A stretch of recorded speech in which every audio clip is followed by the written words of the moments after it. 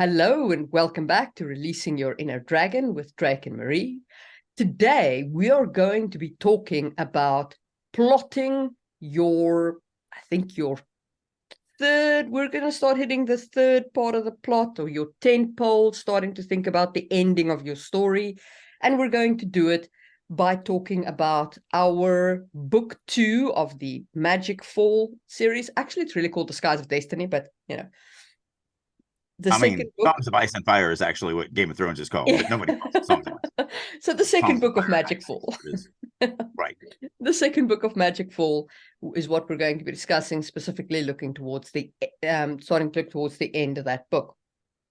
But before we do that, as always, I am one of your hosts, Marie Mullaney. I run a fantasy YouTube channel called Just in Time Worlds, and I write epic fantasy. And with me, as always, is my co-host Drake.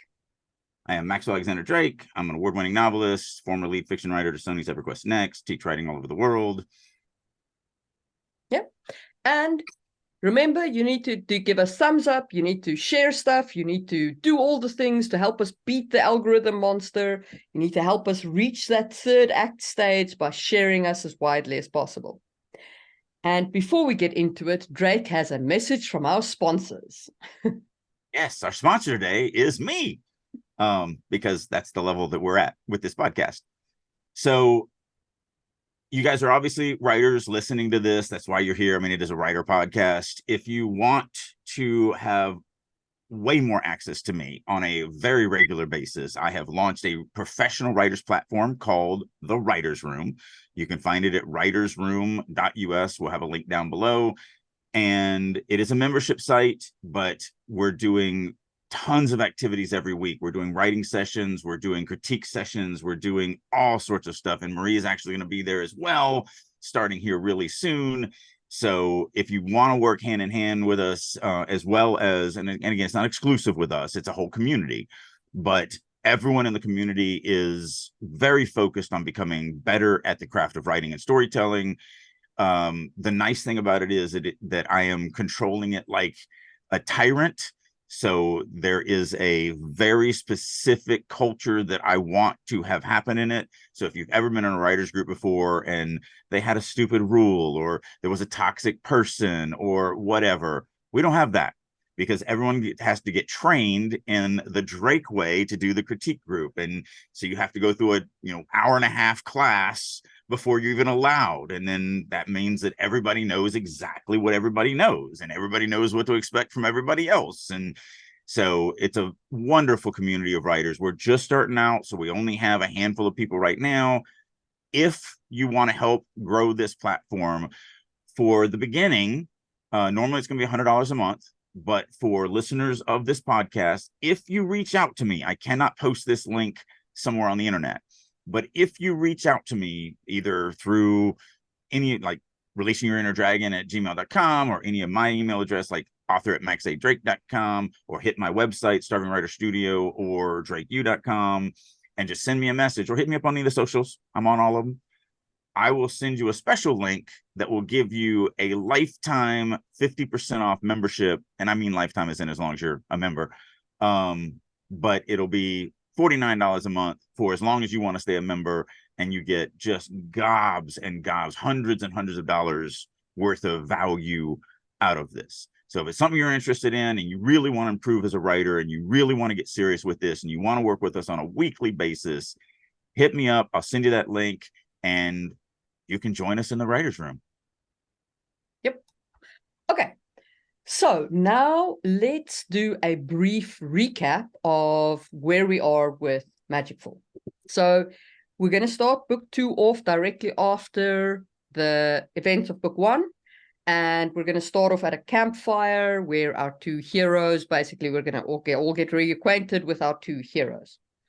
Then they're going to go through the gate period. They're going to interact with a priest there. Lyron's father's going to kind of spirit them. Is going to be there. More than like one of his people, but yeah. Or one of his people. And that's going to get them through quite easily. Buri's going to get to the city. Then on Buri's side of the story, she's going to go to the hospital where her sister is. She's going to take the item that should stabilize her sister's transition. If, she can't pay for a transfer in time, she's going to get to the hospital, find out that no, she can't pay for a transfer in time. And so she's going to try and stabilize her sister. During this period, one of the priests is going to come in and they're going to say, okay, you've got to get out of here. Bad things can happen, blah, blah, blah. And then maybe she's going to survive, maybe she isn't. And Buri leaves, and then the priest. Let me break in here. Hmm? What if it's a lie that people explode? What if that's why they're, everyone believes it, but it's actually a lie? No, because we've got too much set up around the explosion requiring some form of internal controls. No, I'm saying, what if they just die? Is what I'm saying, as opposed to this big, massive explosion, and the massive explosion, and then because that way, when they need to spirit someone off, they're like, I'd love to, have a funeral, but there is nothing left. Yeah. Like when they explode, they explode. Yeah. That's what I mean about that. They still die, and it's still a horrible death and all of that, but it's not an actual explosion. I think that's actually fine, because maybe they turn blue and then die, and they just don't want to have blue corpses everywhere. Right. And also for the ones that do, that 1% or whatever that they do, you can't even, they're like, well, we want to see our dead body, the dead, our kin, they're dead. We want to see the body. And it's like, oh yeah, no, there's nothing left. Yeah. Like they explode. And I can't even see that, 800 years ago, we're like, no, they exploded. Yeah. What? Yeah, no, they exploded. Sorry, pieces of cat, all over the room. My cat's being very needy. Okay. So Buri, one way or another, so Buri's sister is then taken by the priests. They tell Buri, sorry, she died. And Buri kind of goes through a grieving process. She makes peace with the fact that her sister's dead. She makes peace with the fact that she can't keep the bakery. She sells it to a baker, and she goes to Tyron, and she picks up weaving with him. Yes, I'm gonna push back a little bit on that. Yeah, I loved everything you said, except for she makes peace. I don't think she's going to make peace. I don't feel like that's going to be there. I think it's going to be a lot of shock and a lot of. Yeah, but what I mean is, like, she starts the grieving process rather than make peace. Yeah, 100% on all that. It was when you said she makes peace with her sister's death, she makes peace with selling the bakery. I think it should be more of a numb. Yeah. And we'll, this is details, so we'll get there when we get into the writing. But I do think that we want her still off kilter. Yes. And yes, we know that she's going to go work for her sister X. So she's doing all the steps that she feels that she should do, to get her life on track and so on. But obviously she's deep in grieving. Right. Okay. Then she gets a message from her sister, that she deduces from her sister, saying, you must never tell anybody about this device ever. And that then is her call to action, and she starts delving into the priesthood. On the other side of that may be a great time to have her and Laron reunite, because in my mind, the way we've always been discussing it, in my mind, it went different. But when you just said that, it took me down a path. So she gets the message, and she's like, oh, obviously this is from Laron. And then she goes, you know what? I don't need this thing anymore. I'm going to take it back to him just so I don't have to deal with it. And then she goes back to him, and she's like, I got your message. And he's like, what message? What are you talking about? It's like, a message about the dice. I did not send you that message, but I'll take the device. And so if we need to if we need to get the device away from her before she goes into the priesthood, that would do that. And then that also gives a plausible reason why she goes, okay, wait a minute. Like, there's only two people that knew, and one is dead and the other is, or one is you and the other is. That was the plan. Yeah, that's what I got in my notes. So, okay. Yeah. Very good. Look at me not remembering what we already discussed and then coming up with it as a brand new idea. Well, it means it's a good idea, right? Because we've come up with it twice. So good, we came up with it twice.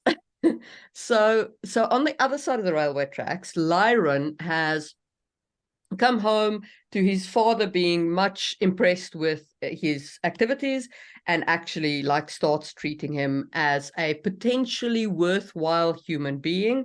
And he tells his father about the Blue Village down there, and they're blue, dabba dee dabba da. Anyway, That has to stay. So he tells him about the Blue Village down there, and then his father wants to send people to investigate, and Lyron's thought, well, I have to take you, and he does take them down there and like conducts himself kind of well, you know, and obviously like he has to go down there because he's the only one who's tied to the Smade, and he's not telling anybody about that particular tool because, you know.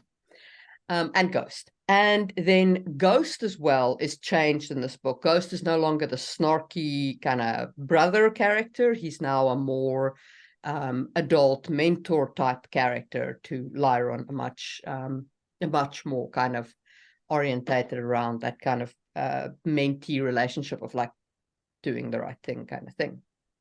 Lyron gets his whole like direction is that he starts out with like a, you know, we need to kind of save the world, and then, you know, he gets sucked into the politics of his father's politics more and more, and kind of like the house politics and so on, and he starts getting this kind of politician's viewpoint.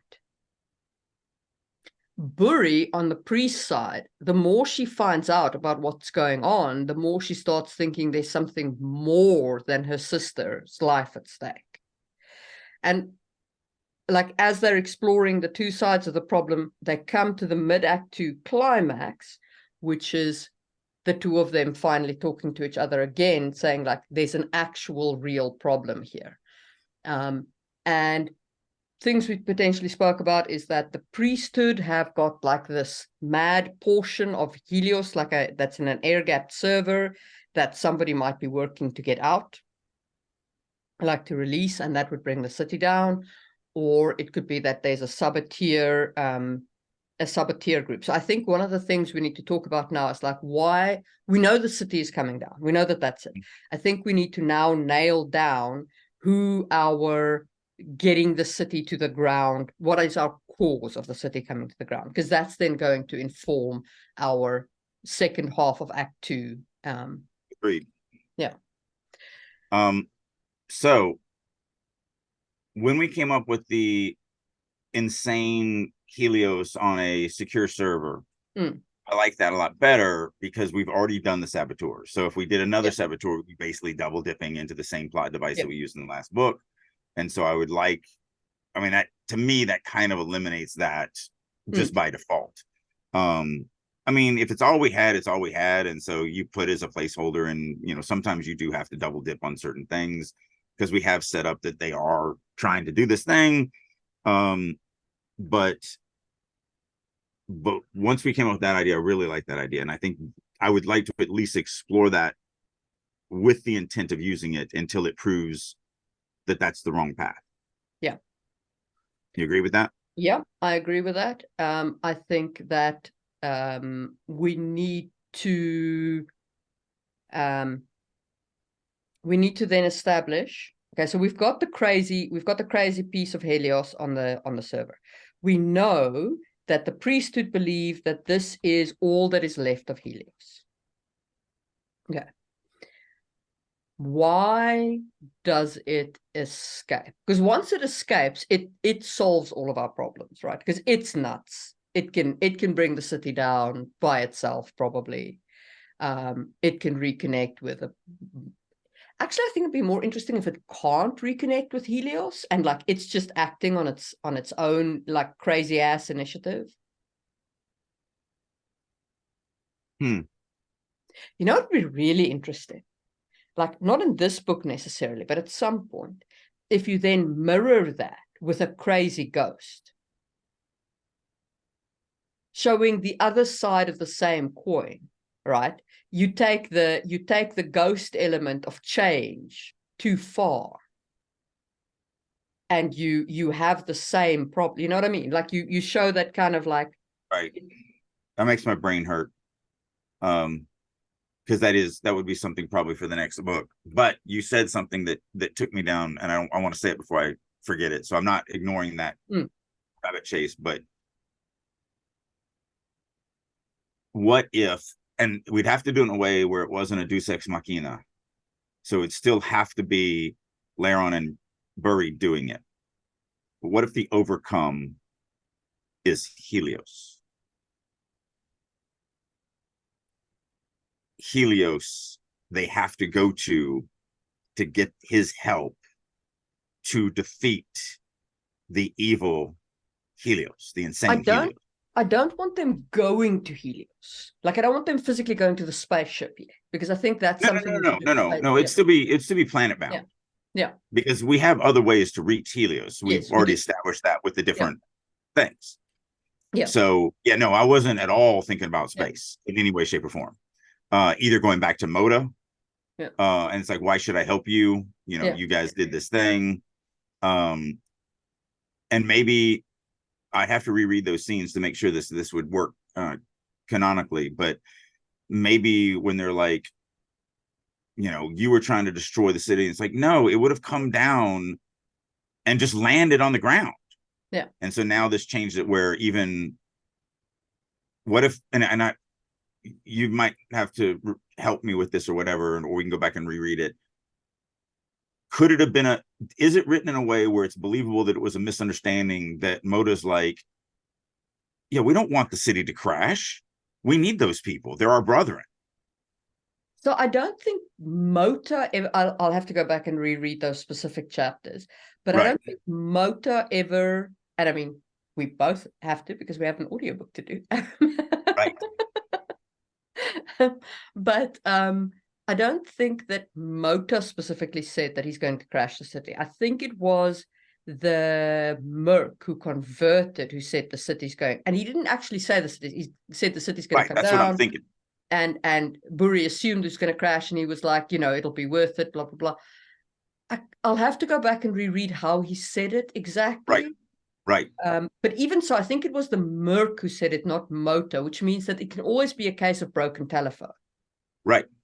Exactly. So where my mind was going with it is they realize that only Helios can help them defeat this insane Helios, because this insane Helios is just going to take it to the ground. Like, just going to cut the tether, let it fall. Most people are going to die, but it doesn't care, because maybe that's how it escapes freely, or maybe it's so angry at these things for, basically enslaving it, that it just wants vengeance. And so we need to tie it back to some kind of order, like, like the city's got some kind of chaos shield that's making it angry, or some kind of alignment, something like that. But something that, because Helios's whole thing is like order and conservation, and like that's how we've set it up, right? And Ghost is all about the change and the chaos and the but if this Helios is insane, it doesn't have to follow those protocols. No, but it'd be cooler and more thematic if its insanity was like driven into an order fashion. Okay. Right. And the thing must come down because it is not ordered. Like, okay. You understand what I'm saying? Yeah. Yeah, because technically everyone on there still does worship the builder. Yes. They worship Chance. Yes. Chance. Chance is wrong. There should be nothing left to chance ever. Right. So, because then it's like, how can we trust him? He wanted to destroy the city, but basically with the conversation, whenever it would happen, would be like, that's not what we were doing. Yeah. We're just bringing you down. You need to convert. You can't live here as humans from Earth. It doesn't work. You have to join us. Yeah. And then you still have the conflict of, but joining you means becoming a mind slave. Yeah. And so they'll still have to fight. And I think that's the third book where I think they're going to have to convince Moda to find a middle ground, because I think that, because we know they're not going to defeat Helios. But again, if Helios kind of helps save them in this one, it now makes it a little more understandable why they don't why they're trying to now, the third book is all about finding that middle ground. And the thing is, if they're in this book, if they start to realize that Helios is not what they thought, right, at the end of this realization comes, then the next book, like trying to figure out how to live with actually, let me throw that, because I'll forget. He is what they thought, but he didn't used to be. Yes. And they feel like they now start understanding what he was and what they need to bring him back to. Yes. Yeah. Because he is I'm going to turn you into a Borg. Yes. Your resistance is futile. Yes. And I don't want to change that. No. Because that can be their overcome. But he wasn't that. He didn't used to be that. Right. And 100%. Yeah. Getting these inklings of that, then start setting up book 3 for turning him away from the path of the Borg. Yeah. And so that means when they have that discussion with Moto's like, destroy the city? No. We can't survive out here without you guys. We need you. You can't live up there. And eventually the shields are, the anti-grav is going to fail and you're going to fall out of the sky and you're going to kill everyone in there anyway. We're actually trying to save you, you morons. Yeah. You keep hiding in a balloon that's going to pop any day. And we also want to make you bored. Yeah. And because Moto is not, he's still not, he's not a hero exactly. Right. We still want to make you bored, but we are trying to save you from dying. Yes. And so what that means is that our heroes do is they look for, okay, well, we want to save our lives, but we also don't want to be Borg. So how can we find this middle ground? Yeah. And there's an insane AI that actually does want to kill us all. Yes. And so now we thought the city was going to fall. Now we know the city is going to fall. Yeah. And so they still have to save the city, and it still comes down, and we know that. And some people die because it's not going to be a perfect landing. Yeah. And maybe that's where Moto gets all pissed off because he's like, if you had just let us do what we were doing, we could have brought the city down without, a single death. And like, yeah, but then they'd all be bored. Well, but they'd be alive. Yeah. So I think that what we need to do with that is we need, Moto can claim that he wasn't planning on crashing the city. But I think we also need to, the heroes need to figure out that his plan was actually to bring the city down in a place where everybody would be hit all at once with a conversion thing.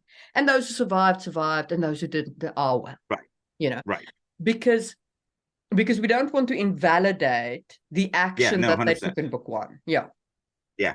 100%. Yeah. Yeah, that's what I said. I still think we can do it in a way that he's still a piece of garbage. Yeah. But as much of a piece of garbage as we thought. His actions are more of a for the greater good. Yes, very much for the greater good. Yeah, he's one of those guys. He's one of those for the greater good villains. Yep. Yeah. We have to kill all the Jews for the greater good. But you're still committing genocide. There's that whole genocide thing that you're doing. So kind of in that vein. Yeah. Okay, so I guess one of the big questions we got to ask is, how does the little piece of Helios escape? Because that is actually, I think we need to go the other direction. Okay.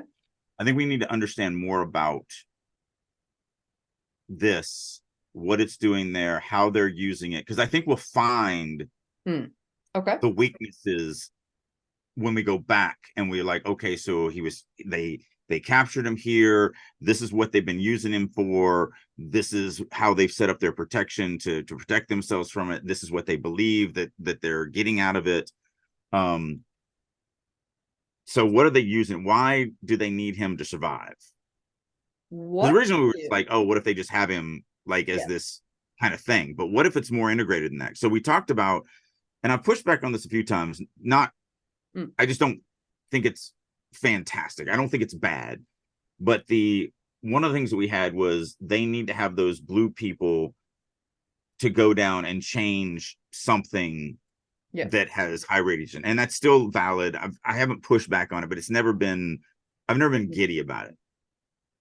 What if we tie that into this? It's the blue people and this crazy Helios and the fact that it's on this isolated server because it actually is a part of why the city stays aloft. So it escaping is the end game, which unfortunately destroys the city. Okay. So in other words, and I don't know if this will work, the question would be, do we need crazy Helios to escape first that builds up to the city falling, or is crazy Helios's escape what triggers the city falling? So let's think about that for a second. The city is kept aloft by engines, which is bullshit, because we have a completely stationary orbit, geostationary orbit, and yet we're not like fully orbital because we still have clouds and shit. So we're kind of atmospherically in geostable orbit, which is complete bullshit, by the way. Anybody who's reading this, and I knew it when I wrote it, but I did it because it's cool. Well, they have anti-grav, which doesn't exist, and so it has to be this far from the planet's surface, and it locks in place. What's that stuff? There's that one thing, you see the video every once in a while pop up on whatever. It's like a little disc of metal, but it's super cooled, and you can actually put it anywhere and it locks wherever it's at, and you can spin it and it stays. It keeps its rotation, it keeps its everything, and it's like magnetically locked or something. It's really weird because we obviously can't see what is holding it up. So so that's exactly so I mean I put in enough like tech and so on to kind of hand wave how exactly that works, right? But if we now take our little crazy server, what if our little crazy server is generating that field? Because the computations are so insanely complex that only an AI could do that. But because it's constantly shifting and changing is what drove it insane.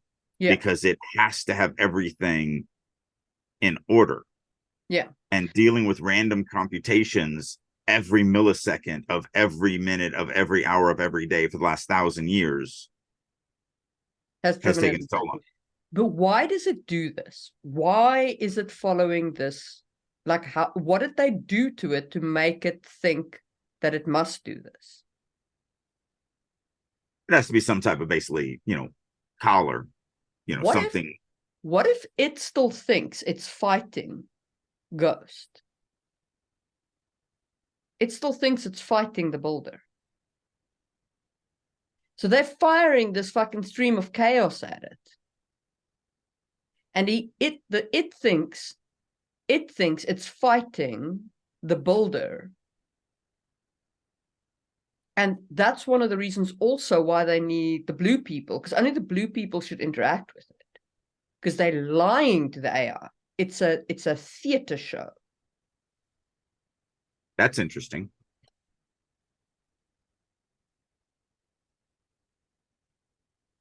Yeah, I'm digging that. Because the room that this is in is so intensely bombarded with radiation that humans can't survive in there, even with a suit. It would just melt it right off of them. Exactly. So it's a highly dangerous room, and they have to be blue because the AI is expecting fully adapted. Because it's winning.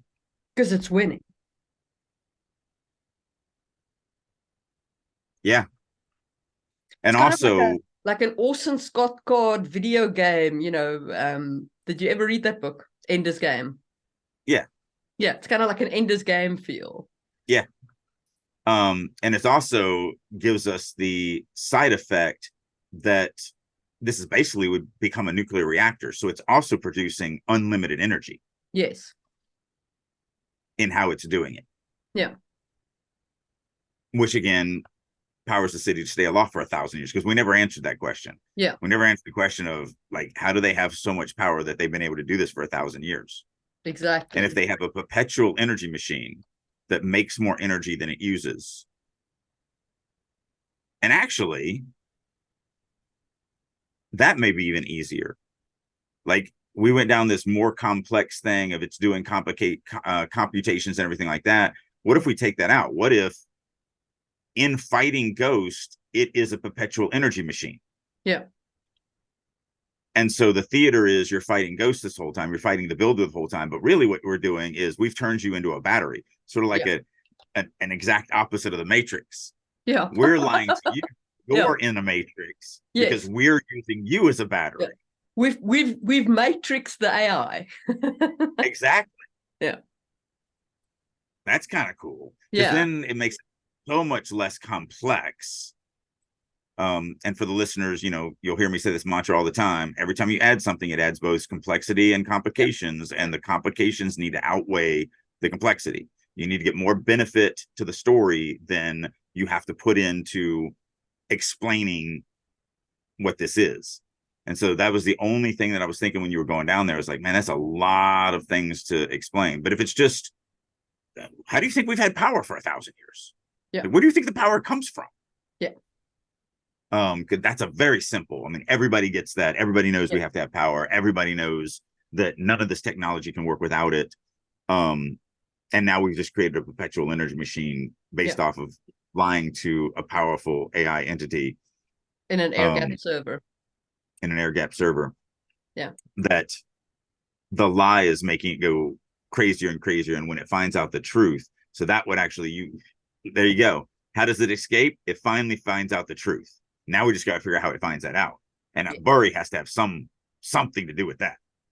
All right, here's something I'll throw at you that I haven't thought about. The thing is, yes and no. So it depends. Okay. If we want the trigger to be the thing escapes, and so we're losing power and we now need a deal, then Burry can be involved in that.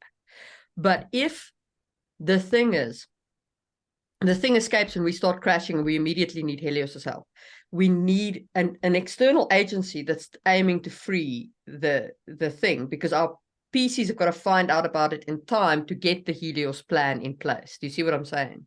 Mm-hmm. So it depends on where we're going to put the trigger. Because right now, the least complex plan is, so it's an eternal energy machine.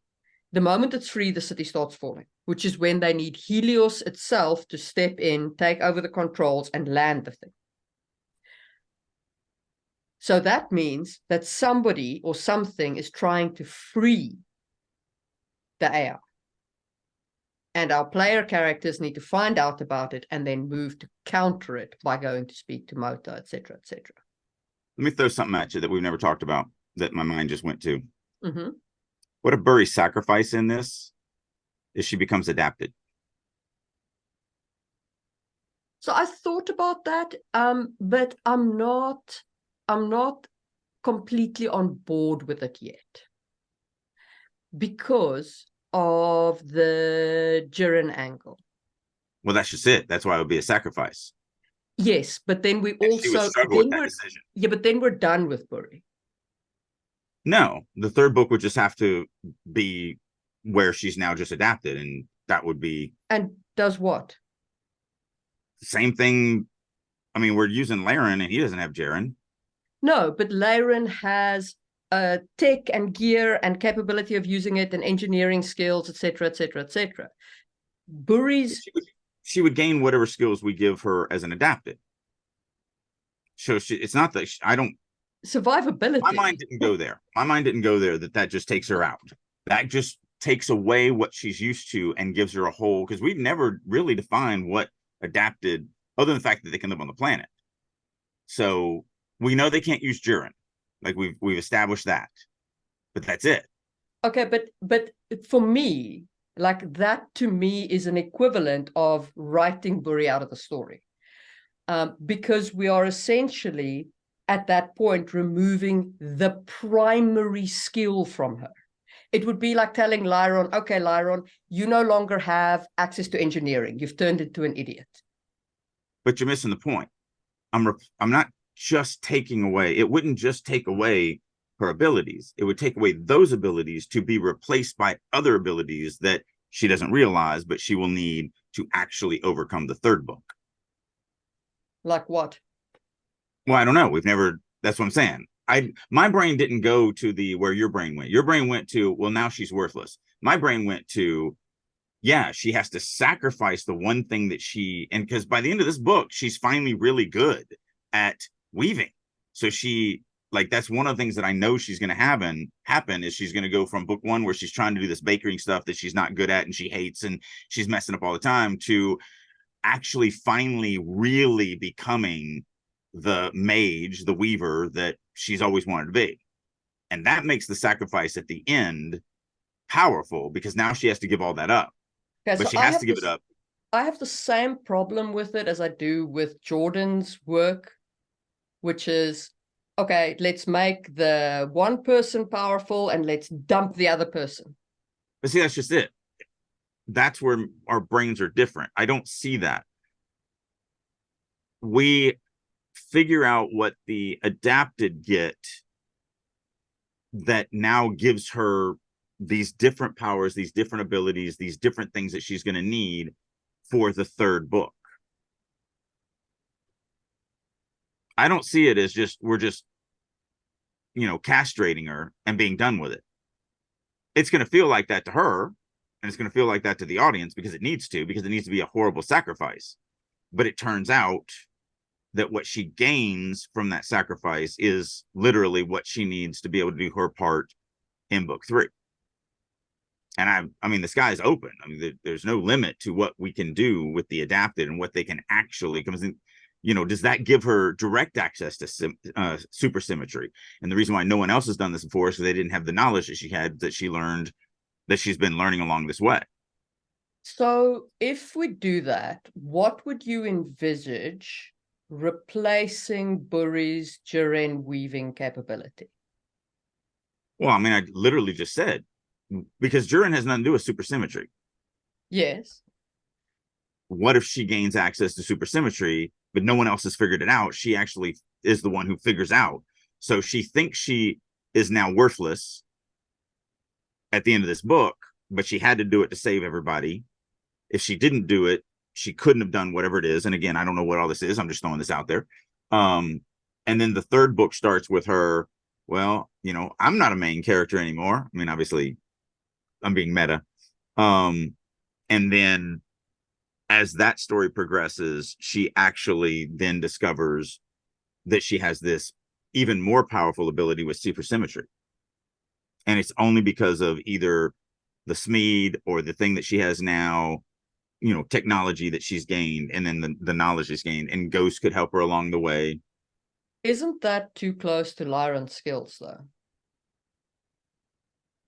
I mean, supersymmetry is magic. Yeah, but I mean, Lyron's it. got the Smeed device with which he can manipulate supersymmetry fields. Like, that's kind of the purpose of that device. Right. But that's just a sonic screwdriver. Yeah.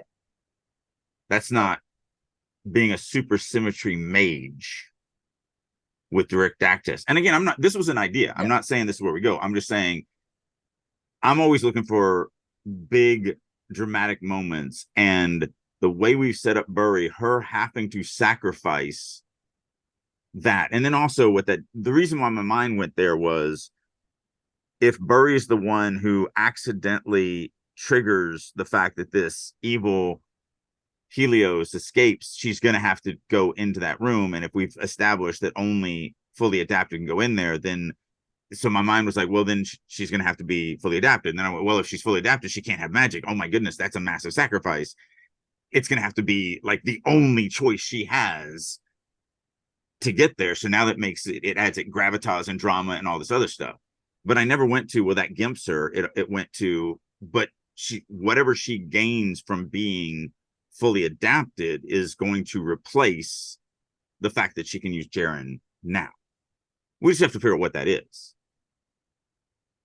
Okay, but we still come back to, if this thing is the energy creation, the moment it escapes, the city is done. They don't have any time to plan for with Helios.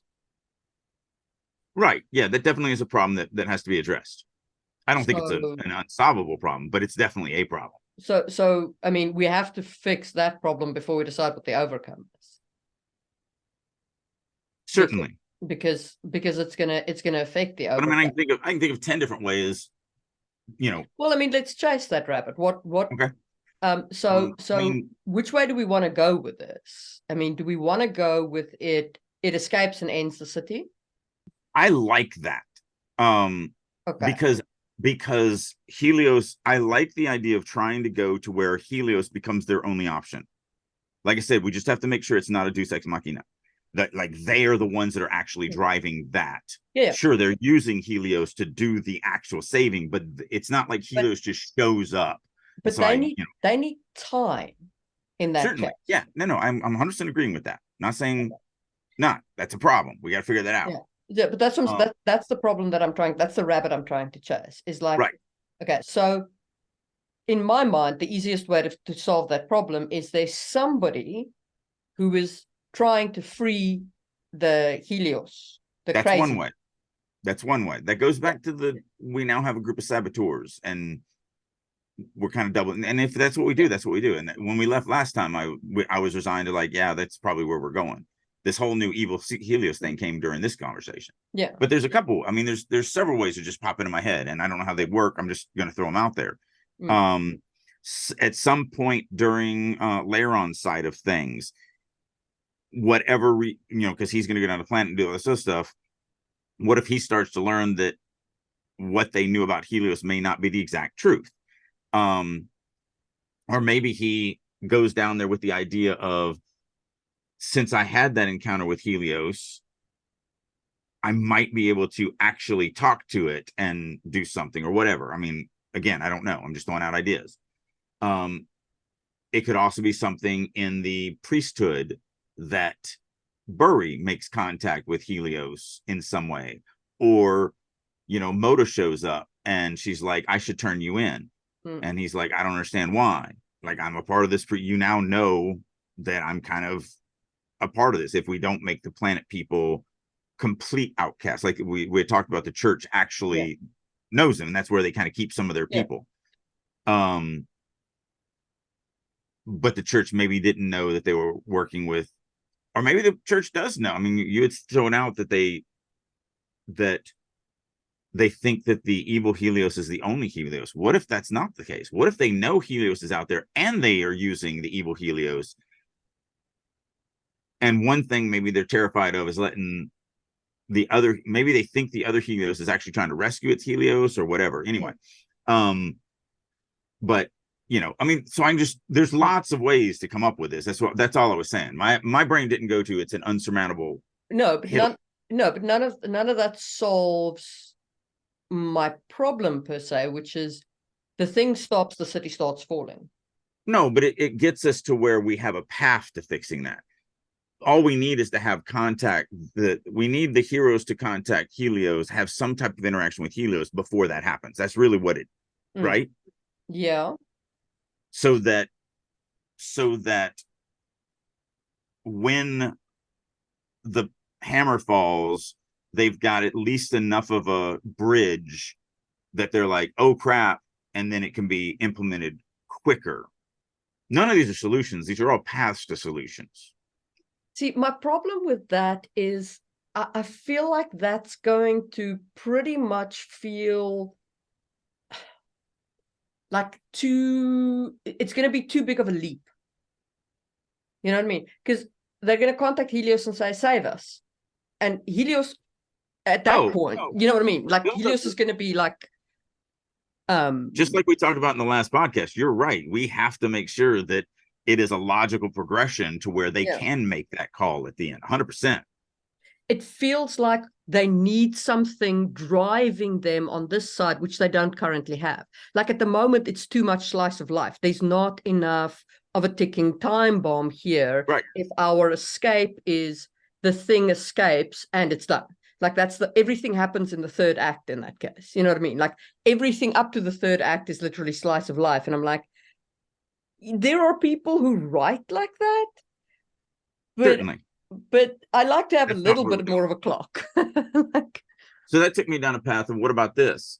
The problem that I have is Burry not being adapted for this to work. But it would be interesting, and maybe it can happen with her half adept. So I'm going to throw it out there, see if you can muddle it around a little bit in your mind. Completely different completely different everything. I'm just going to chase something. Mm-hmm. Burry enters the priesthood and ends up talking to something that she thinks is a ghost-like thing and befriending it, and it's in pain and it's asking for help, and she thinks it's this, helpless little thing that eventually grows into she's actually helping evil Helios escape. Where's the ticking clock? It would happen. I mean, you're asking for things that just organically are going to happen. And I guess this is how our brains differ. But this is okay. So she befriends this thing. She talks to this. My point is, there's nothing driving any of this. No, well, yeah, again, this is where we differ in our brain. I'm a leap of faith. It's going to be there. I'm going to make that happen. So instead of locking in on, well, wait a minute, this one aspect of it isn't there, just assume it is. Okay, so overall, I'm not hugely fond of the trope of the hero causes the problem. Okay, because right now, there wouldn't be a problem if Burry didn't act. So right. The entire story hinges on our hero doing the wrong thing. I'm not a huge fan of that trope, I'll be honest. Fine, yeah. But see, that's where I want your headspace. For little things like where's the ticking climb clock, or what's the exact thing that they do. When I'm in this mode, when I'm in this level of plotting mode, I'm assuming those are going to happen, even though I have no idea how they're going to happen, because they always do happen. They always will. I will find them eventually. I need the bigger picture stuff first. The little details are always going to be there eventually. So like saying that, like, you don't want to have Burry cause the problem. That's perfect. That's big picture. That's awesome. But giving me that, oh, well, there's just one detail we haven't figured out yet, so we can't do the whole plan. That's where I was pushing back on. Like, don't worry about it. We'll figure out a ticking time clock. Of course, we have to have a ticking time clock. Just assume that it's there for now. Now, that's not to say that I haven't gone down this path, assumed, picked a big picture thing, and then assumed that I was going to get, let's just say, a ticking time clock. That's what it is. And then decided this is the course of action, and then start working on the details of it and go, yeah, there's no way to put a ticking time clock in here. So now this idea doesn't work. And then now you're back at square one. Sure, 100%. That's happened to me many a times. But at least right now, where I just want you to know where my mind is at, those little details, I'm literally just assuming are going to happen. Because it's the big picture stuff that I'm more worried about. And you're right. It's not 100% exactly where we were shooting for anyway, to have the hero cause the issue. So saying that makes me not enjoy this path anymore as much as I did, or as much as I thought I did. But that's why, that's why I love this open kind of just free form. Well, how about this idea? Well, how about that idea? And then chasing those rabbits. Yeah. Look, I'm not completely averse to the adaptation, very sacrificing, but if we're going to go that route, I want it to be a good, solid reason, and not because she caused it. You know what I mean? Like, right. No, I get that. That. Yeah.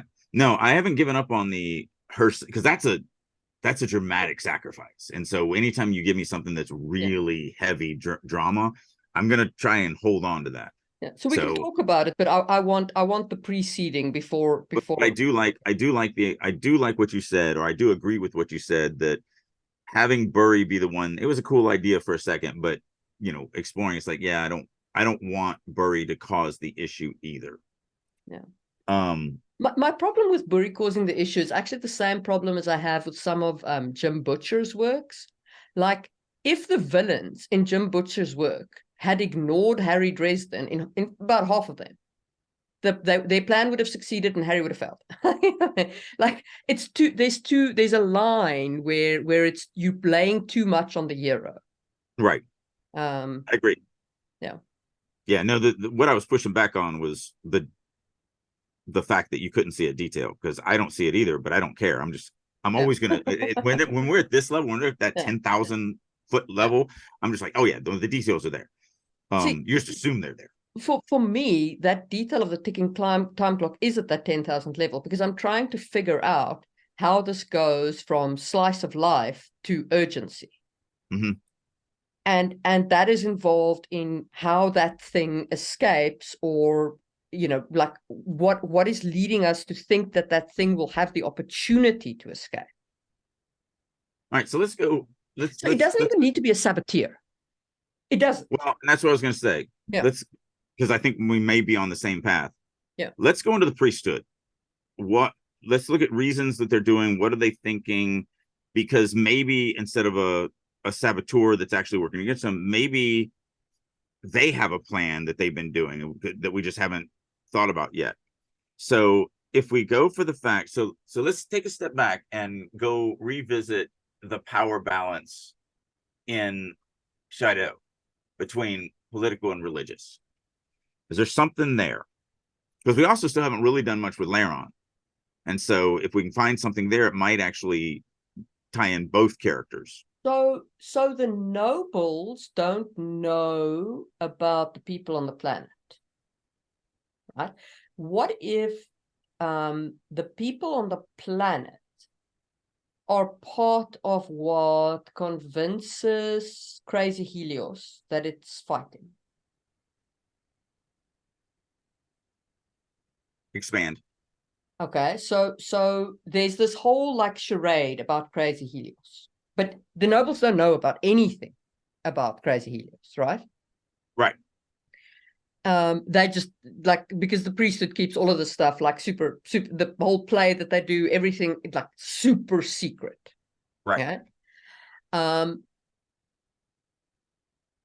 And so we can have two things happening. Yeah. One is that, remember, we've set this up so that the city is suffering, it needs jiren, it needs to be repaired, etc., etc. And I mean, after 1,000 years, yes, you have unlimited power, but your maintenance is starting to get really freaking dicey. And that's made the charade harder. Yeah. Because Crazy Helios is starting to be able to put together things that it shouldn't be able to put together, because it's starting to be able to reach beyond its network. Because it's got to have some kind of network.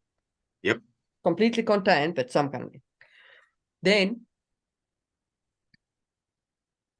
now, our humans start poking, our nobles start poking around on the surface. And this feeds back to Crazy Helios, and Crazy Helios starts having suspicions. And it starts building a pathway out. Because then, the reason why it's escaping is because our priesthood have been keeping secrets. And our nobles have been poking their noses in. And Crazy Helios, we can still do the whole Buri befriending thing. Buri befriending it. She doesn't do anything, but she thinks it's a kind of ghost. And then, through that action, she might borrow ghost. Well, I want to throw something at you. Yeah. Just see if it, instead of Buri befriending evil Helios, what if Buri, when she realizes that her sister's alive after the encounter with Laron, and realizes she has to go into the priesthood, when she's trying to figure out a way in, she's stopped and she has to go back and say, hey, can I take Ghost? Yeah. And then that takes Ghost away from Laron. And then whatever we're doing with Laron, somehow he runs into something, and evil Helios is like, oh no, like whatever it is, he's like, oh, Ghost. And he's like, yes, I am Ghost. And then maybe there's something there instead. So we can use Laron to actually not to trigger it. I'm not saying that. I agree with that. But I'm saying the connection could be there. Okay, I like that. I like that, because then we have Laron, because Laron can be like, yeah, Ghost, can you're another copy of Ghost, whatever. And he's like, yeah, I can't get out and whatever. But now Laron can start getting suspicious. Right? Because Crazy Helios is not going to be able to talk like Ghost. Right. Right. It's going to gonna be like that Star Trek episode where they went to the evil Star Trek. Yeah. And had all this, they were able to blend in, but then when they came home, they were like, yeah, before they got off the platform, we knew they were pieces of garbage and we knew they weren't you and we arrested them. It was like, yeah, that was easy for us. Yeah, I really love that solution. Yeah. So Ghost is like Lyran could be like, oh no, something's wrong here. Something's very, very wrong. Right. And that realization of something being very, very wrong, and this thing being able to reach out to him, because it's not supposed to be able to do that. Right. Well, and see, that's what I think Laron does. I think Laron does something that opens a crack, and that makes the connection between evil Helios and Laron. So whatever, again, I assume we're going to figure it out. Yeah. So whatever quest that Laron is on for his father and trying to figure stuff out, that's where this would happen at some point. So I'm just assuming that it happened, and it's brilliant. So rather than Laron opening a crack, I would say that Laron's presence triggers Crazy Helios's reason to escape. Because now Crazy Helios no longer believes. He no longer believes. Oh, I agree with that. I agree with that. That's cool. But I mean, I feel like Laron has to do something, because if they've locked it away and they've got all the security around it, then something from the outside, like you were saying, so instead of a saboteur, though. Yeah. So, but it doesn't have to be. It can be maintenance failure. We've set up the whole city failing. It can have a crack open just because of maintenance failure, right? And Laron's innocent presence, his very existence, is what triggers Crazy Helios into going, somebody's been lying to me. Right. And I agree with that, and I like that. But going back to the whole thing, if Laron's father is impressed by what Laron does the second time on the planet, when he comes back, he can say, look, you're actually a better engineer than I thought. Let me level with you. The city's actually in a lot worse shape than it was. And we actually have this thing that we don't understand, but there's this massive weird radiation that's leaking from this thing, and none of our engineers can figure it out.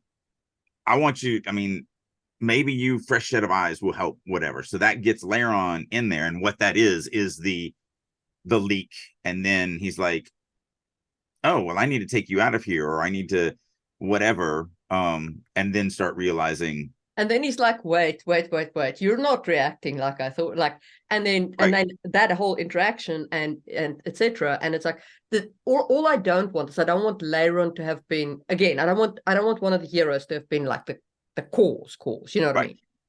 So I don't want this at all, but it popped in my head, so I have to say it. Yeah. So evil Helios meets Laron there, realizes it's been lied to. Laron's like, oh, you're Ghost. Yeah, get into my arm and I'll take you out of here. And then evil Helios literally takes over Laron's mind, and Laron becomes the villain and is now the embodiment. I know I'm saying it's popped into my head. That's why I preface that with, I do not want to do this in any way, shape, or form, but I can easily see somebody taking the story in that direction. I can also see somebody taking the story in that direction. That is not my kind of story. Right. No. I started with I don't want to do this. But it was very, very, very obvious. That's low-hanging fruit right there, is what. Yeah. See, I quite like Laron encountering it, being all like, oh, it's another ghost, and then the realization of like, oh no. And then Laron fixes the hole. Yeah, and then Laron fixes the hole. He fixes it, but he's like, oh, whatever's in there is not a good thing. That is not a good thing. And the thing is, he fixes it, but I think in that moment, he also needs to see that hole is not going to last. Like, yes, he's fixed it, but there's too many weak points. That thing is going to give. The other thing that it is awesome about is he's already been face-to-face with Helios. Yeah. So this is just his second time. And he can make that comparison then as well, because like his previous comparison, and we must bear this in mind, make it like over the top insane, because his previous comparison will then go and be like, Oh, hold on. This dude was like, in comparison, if you put these two side by sides, this one is nuts, and this one is like you can still negotiate with. And depending on how it works out, we might not even need him to think it's Ghost. I mean, it might literally just be like, oh, what are you? I am Helios. Yeah. Like it might work that way too. Yeah, that can also work. Because the way you were saying that, because then now he's just in panic mode to fix this thing there. Because so the problem that I had, and it wasn't a problem for me, but I was going to pick on you about it. Because and I still don't mind Laron being what evil Helios figures out that he's being lied to. That's fine. But the way we had it before, basically Laron would cause the No, thing. I wouldn't have let Laron be the cause. Not like the direct cause. Laron's No, presence he would have been the direct causes. cause. Yeah. But I'm just saying, if he believes that evil Helios is Ghost, and then gets tricked a little bit, but then figures it out and all that, that's more in line with what I was talking about. Oh no, with Burry. Yeah, I wouldn't have had him put his arm in or anything like that. Like I wouldn't. I know that. Yeah. That. For the same reason as I didn't like it for Burry.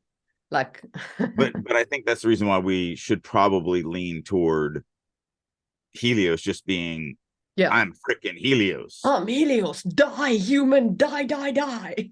Yeah. Yeah. Wait, I thought you were trying to convert us. Convert you? No, you're all you scum. Scum. Well, I was gonna go with unsavable or corrupt or you all. I mean, we could do the Matrix since we're leaning on that. You're all virus. Agents of chaos. Yeah. Except that phrase might be copyrighted by Warhammer. I'd have to check. But yeah, so he finds Crazy Helios. Crazy Helios is all like crazy, and he fixes the hole, but that sets up our ticking time clock of like it's going to break out. And then at that point, that drives him to speak to Burry.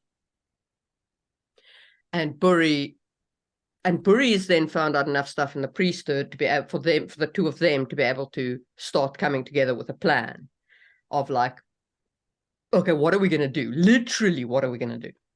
Like, we can lead up to somebody needing to go into the room. That can be a final one of the things that we could do, and I didn't want to throw this out earlier until it was just where we needed it to be. I still would like, and it doesn't invalidate Burry sacrificing her Jurin abilities to go full adapted. However, we could promote the sister. I mean, technically, we could promote her to a third POV. But we could also just promote her to a much more active participant as a secondary. Yeah. So just that is an option. Both those are actually options. So we just have never thought about that. And I didn't want to throw it I didn't want to muddy the waters until we got there. But I think we've got enough now for both Laron and Burry that now, that is a tool that we have not talked about using. And that is a tool that can be used and probably should be used at least as a secondary character. Yeah. Because once Burry goes in there, they're going to be together. Yeah. But I also don't want to not think about, as we're going through this, just in the back of my mind, I'm always like, okay, so Burry's learned this stuff, but what if her sister becomes a POV much, much earlier? I don't like it right now, but I'm just saying I always keep everything as an option. I'm not a huge fan of her sister being a POV. I think that'll be too much of the same. Well, except for she's adapted. So no, I know she's adapted, but I mean, it's too much. It's like the same character background, right? No, I agree. I'm just saying I'm not willing to just say no, never. Yeah. I absolutely do not like it for all those same reasons. Yeah. That's why I prefaced it with that. Yeah. But it is like. I hear you. I'm not a fan. I don't think there's enough upside for it. Not yet. Yeah. But I threw her out there to make sure that we're not just omitting her, because if we found a magic to it, then it might be, magic.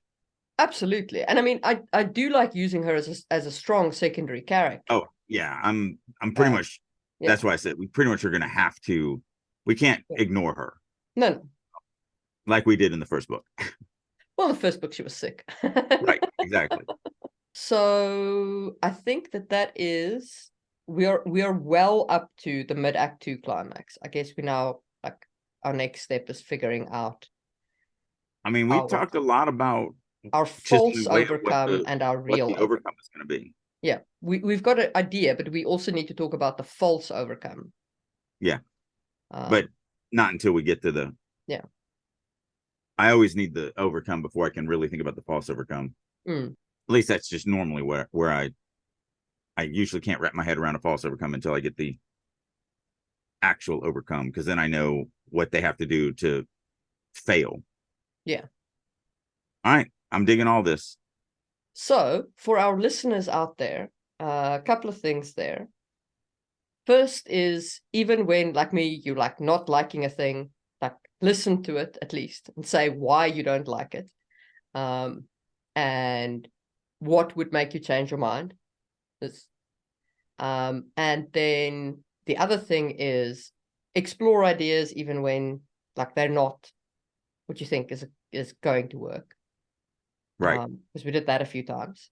And then be clear about what you don't like about the idea. It's like, well, I don't like the time, but it was really also I don't like the trope. Like, I don't want the heroes to be the cause of the problem. Yeah, and that's fine. Yeah. I don't think I'm as adamant against it as you are, but that's fine. Yeah. It's not my favorite. Much of it. I've read it's too not much my favorite either. Trope. Yeah. I guess that was our episode of Magic 4, and we will see you soon for another one. Bye.